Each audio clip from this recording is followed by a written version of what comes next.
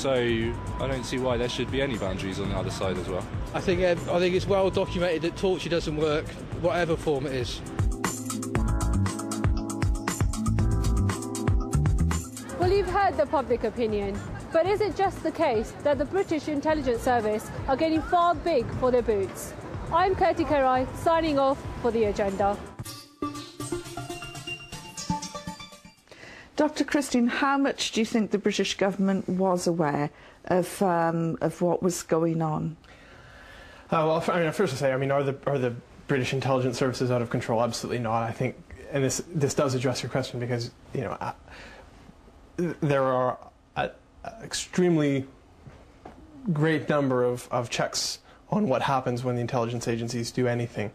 Did the Prime Minister know that torture was going on? Yeah, he probably did know it was going on. Again, it's back to the point of what can he do about it. I think that's substantially less than... It wouldn't be feasible for him to pick up the phone to the US President and say, stop that, they're our people you're torturing. I bet you he did make that phone call, but whether the US President would listen to him is another matter, and ultimately, I don't think the presidency of George W. Bush was terribly amenable to allies trying to tell them what was right and wrong. Did you ever get any feedback during your period in Kandahar, Bagram and Guantanamo that, look, we know what you guys are going through, we don't approve and we're trying to get it stopped? No, it was always defer it back to the Americans don't torture, we don't torture, and certainly we're not a part of what's taking place. There's a justifiable deniability. The reality is, of course, is that when I made these claims very clearly, very categorically to the British intelligence services and the Foreign Office when they did eventually give us access, is that these things have happened. I've witnessed murder, I've been subjected to torture, we're looking into it.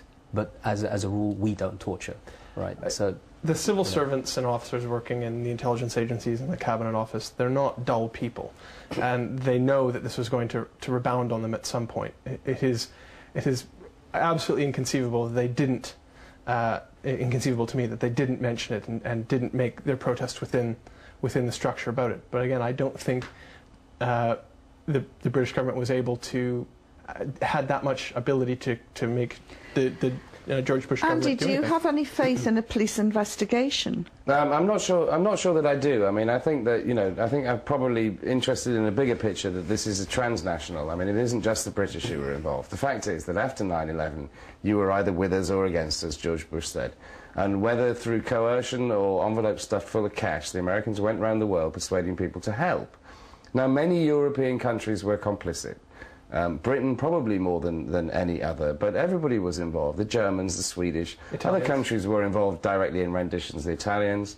And everybody has to deal with this, because everybody, as you say, knew that what they were doing was illegal. But even if they had wanted to fight back against the Americans, it was going to be difficult. Well, do you think that the intelligence services will be changing their tactics in future? Because let's face it, they've now got this police investigation, which is unprecedented. Well, no, I'm very worried that we appear to have had. It seems to me the case of this man Rangzir Ahmed, who had his fingernails pulled out in Pakistan. That his court case, which has resulted in this huge sentence for him. And now it looks to me, on the surface, that what about if all this was a bunch of lies produced through torture in Pakistan? I think this stuff is still going on, and I find it completely unacceptable that it is. And the Foreign Office explicitly states in its survey of the world, in its report that it published last year, that it can't rule out the use of evidence that may have been obtained through torture if it demonstrates the possibility of a significant threat. I mean, they're keeping a door open, if you like, even if they're not more directly involved. They're keeping a door open as to what they're accepting. But isn't there some justification for that, Dr. Christie? I mean, there's a difference between law enforcement and security intelligence. Security intelligence, the Americans are different, the FBI is a different case, but the security, MI5 is not there to seek convictions, it's there to protect the British public. If a piece of evidence comes to them, they'll gain through torture that such and such is going to happen, they can't disregard it, because they're not concerned about bringing it to court, they're concerned about a bomb going off or not going off. when it comes to putting people on trial, then those things start to matter. Yeah, the problem is that if we don't have any mechanism to say, you know, you have to be very, very careful about accepting evidence that has been obtained through torture. Information, sorry, not evidence, information. Yes. Even for security purposes, because what we've seen over the last 8 years is how easily information extracted through torture is regarded as evidence and then leads to more people being rounded up and leads to an entire system where... Is that information still being used in British courts? Of course, I mean, maybe not in the courts, but you look at the raids. If you look at some of the raids that took place in Forest Gate and other places, these are all intelligence-based raids that took place. And look at the cumulative effect of some of these things. And look at what happened to John Charles de Menezes. Again, intelligence failure, and that's not even extracted That was the Brazilian plumber who was shot on... Dead on. So this is not even extracted through torture. So imagine what it's like when it is extracted through torture. This is the intelligence failure of an organisation, of the intelligence services, when they're operating. I don't know if you can outside. use the term intelligence failure. I mean, it's not a failure because they haven't found evidence. It's a failure that they've killed somebody on the streets. Certainly, and that's been dealt with, and that's not necessarily intelligence failure, rather an operational failure. That's, you know, there was I mean, that's been investigated on its own, and I think as transparently as I think it is an intelligence failure because they got the wrong person. Yeah, certainly. But I mean, we're talking about raids on you know, Forest Gate and whatnot. It's not an intelligence failure because they haven't found evidence. It's certainly it's perhaps embarrassing, but it's a decision that a government minister has to make. We have evidence, or we have information that suggests that there's a public danger in this place, and we're going to. I think that's precisely what it is. Again, here in this situation, an individual got shot. And it was an intelligence failure because they had the wrong information, and information is intelligence. Well, we're coming towards the end of the programme, so I'd like you to sum up in about 15, 20 seconds each, which isn't very much, I know.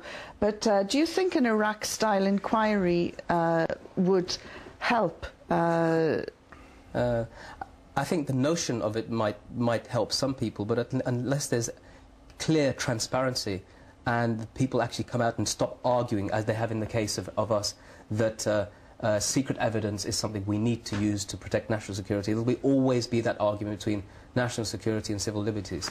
Andy? I would hope that we keep chipping away at getting the truth about what complicity was, and I realise how difficult it is because it involves criminal liability, but we need the truth, and we need a lot of these things to stop. And we haven't had the proof yet that this kind of bad behaviour on the part of the government has ended. Is the truth going to come out?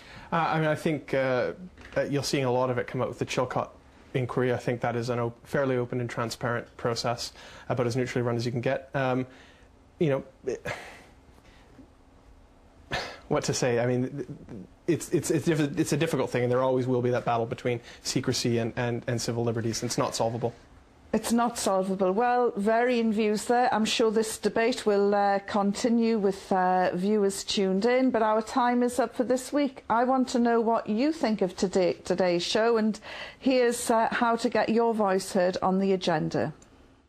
So, if you would like to be in touch, then please send us your emails to theagenda@presstv.com. You can also contact us on Facebook or text us at +44 780 0008 086. If you would like to watch a past show, simply go to our website at www.presstv.com. Once there, click on the programs icon, then click on the agenda panel, and there's a whole selection of past shows for you to choose from. Thank you for watching, and back to you in the studio. Well, that just remains for me to say a big thank you.